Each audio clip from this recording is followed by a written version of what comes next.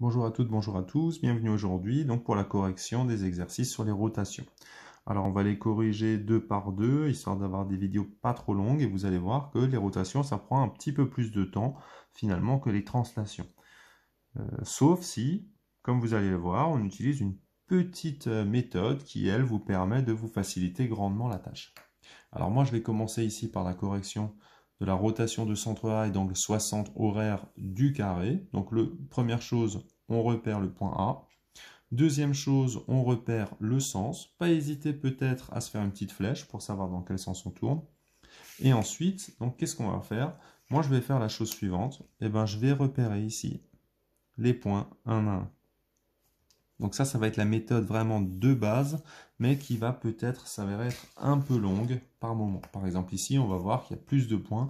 Si on fait ça, on va passer un petit temps. Donc première chose, toujours, on trace centre, point. On positionne son rapporteur sur le centre, ici, de la rotation. Donc on essaye de vraiment être bien au centre. Ensuite, on va chercher le 0 ici. On a 60 degrés, donc on n'hésite pas avec son rapporteur à faire une petite coche ici. Et ensuite, qu'est-ce qu'on va faire? On va simplement tracer centre et on va aller vers la coche qu'on vient de tracer. Une fois qu'on a fait ça, comme on sait que la figure elle va tourner, donc ici, le long du centre, je ne sais pas si on peut dire ça vraiment, mais qu'est-ce qu'on va faire? On va prendre le compas et on va simplement reporter la longueur. La rotation ici, il faut imaginer que vous avez un cerf-volant ici avec une ficelle qui est tendue. Et c'est comme ça que ça tourne. Il y a simplement un angle pour savoir de combien ça tourne. Donc ici, on a le premier point. Dans la rotation, parfois, c'est un peu plus délicat de repérer. Donc qu'est-ce que je mets? Je mets A et je mets ici A'. Comme ça, le fait d'écrire A et A', je sais qui correspond à qui. Donc A, c'est le point de départ. A', c'est celui qu'on a obtenu après ici, rotation. Donc on va passer maintenant au point B. Pareil, centre, point. Je trace légèrement. Il ne faut pas que ça vienne surcharger la figure, sinon très vite ça va devenir complexe, on ne verra plus rien du tout. Donc je me positionne ici, centre de la rotation. Je me mets bien ici avec le 0 sur la demi-droite qui passe par B. Je cherche le 60. Je mets une coche que je relie au centre. Et comme tout à l'heure, je reporte la longueur. Donc là, évidemment, il faudra avec le compas changer la longueur. Ça n'a rien à voir avec la translation où la longueur était toujours la même.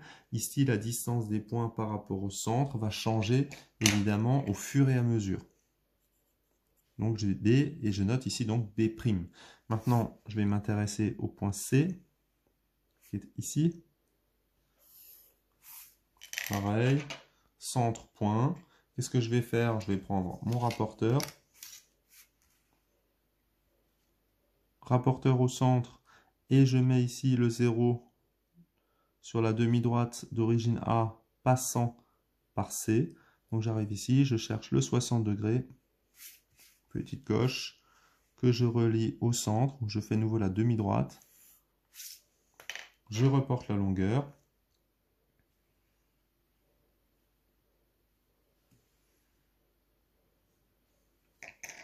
Si là vous avez C, naturellement là vous avez C'.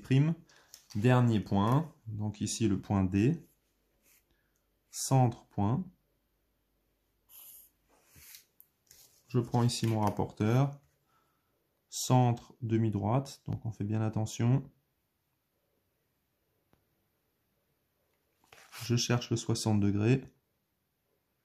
Comme toujours, une coche. Moi, des fois, je fais ça, je reste avec mon crayon sur la coche. Ça m'évite les erreurs de mesure après. Je relie et je reporte la longueur. Alors, on voit que cette méthode, elle fonctionne plutôt bien. Par contre, ce qu'il y a, c'est qu'elle est relativement longue. Et c'est là où on verra une méthode un peu plus rapide. Donc ici, j'ai A', B', C', D'. Je vais simplement les relier dans le même ordre que j'avais les points A, B, C, D. Il faudra juste faire attention ici, je ne sais pas si vous voyez le B par exemple, il faut bien savoir sur quelle demi-droite il se situe. Alors ici, c'était celle qui était ici. Et donc là, je trace, comme je vous l'ai dit, je trace légèrement plus fort la figure que les traits de construction. Et là, si vous avez bien fait les choses, et ben, la figure que vous devriez obtenir, c'est strictement la même qu'ici, sauf que celle-là, elle a été tournée. Donc je vous rappelle, hein, c'est le principe du cerf-volant, où vous avez votre figure, et votre cerf-volant, naturellement, il va tourner avec la ficelle tendue. On va s'intéresser maintenant à la deuxième figure, et c'est là où je vais vous montrer la méthode un peu plus rapide. Donc moi, je vais prendre ici A, B, et en fait, à chaque fois, je vais repérer 2 points. Je vais tracer les images des 2 points, et une fois que j'aurai fait ça, ben, j'aurai plus besoin de tracer les autres. Vous allez voir que ça va venir tout seul. Donc rotation de centre B et d'angle 120 anti-horaire. Anti-horaire, première chose, donc c'est dans ce sens. Ça, c'est la première chose à vérifier. Une fois qu'on a fait ça, qu'est-ce qu'on peut faire? Eh ben, on peut aller chercher. Alors là, on a B, alors on va peut-être changer ici. On va passer tout de suite à C. Donc qu'est-ce qu'on va faire? On va faire centre, point. Moi, je vais faire les deux en une fois. Et vous allez voir que je ne vais même pas trop m'intéresser aux autres pour l'instant. Donc centre, point, centre, point. Je vais chercher ici le 120 degrés.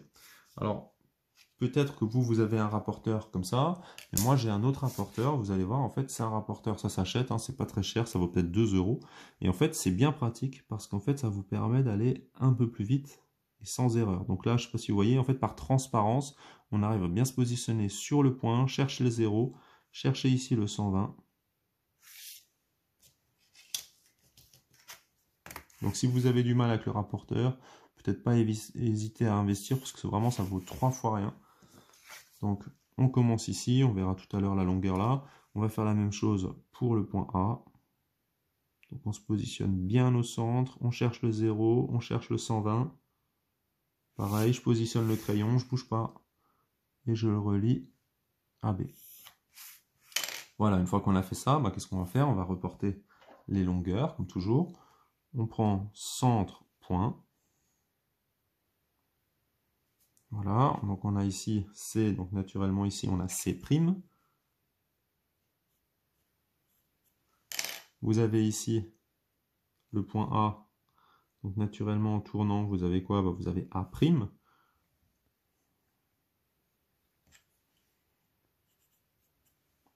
Et c'est là où je vais vous montrer l'astuce. Alors, première chose, il faut repérer, première chose, c'est repérer où va se situer à peu près la figure.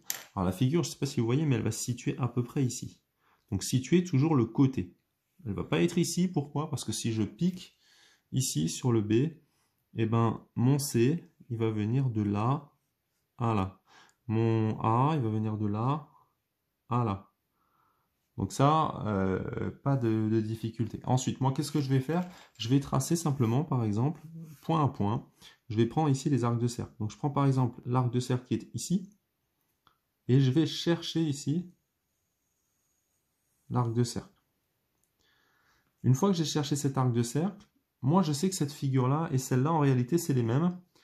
Par contre, qu'est-ce que je sais d'autre? Je sais aussi que si c'est les mêmes, forcément les longueurs n'ont pas changé. Ça veut dire que si moi je pique ici sur le point C, et que je vais venir ici jusqu'au point qui m'intéresse, ben naturellement, si je vais piquer sur C', et ben au niveau de l'arc de cercle, je vais tomber forcément sur le même point. C'est comme ça que je peux tomber directement. Donc ce point-là, il est relié, c'est A, C, D, E, F. Donc lui, je vais le noter F'. Voici F est relié à A, F' est forcément relié à A'. Alors si vous n'avez pas compris, je vous remontre. Je vais m'intéresser donc maintenant au point par exemple AC, on a dit D. Première chose, je prends ici BD. Je fais l'arc de cercle. Une fois qu'on a fait l'arc de cercle, je sais que quelque part sur cet arc de cercle va être situé le D'. Alors pour savoir où, ben, qu'est-ce que je fais? Je prends C et je prends la longueur CD. Et ben, sur ma figure de fin, naturellement, mon C'D' doit avoir la même longueur. Donc ici, je peux reporter cette longueur.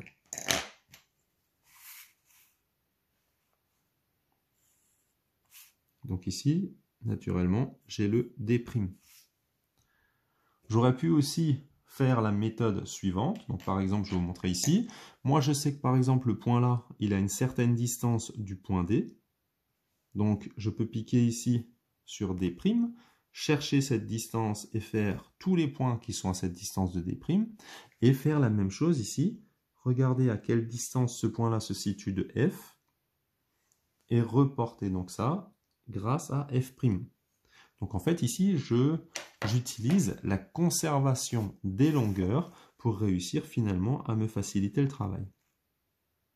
Alors si vous n'êtes pas à l'aise, évidemment, rien ne vous empêche peut-être d'utiliser la méthode que vous aviez vue pour la première figure. Donc ici, A', C', D', E', F'.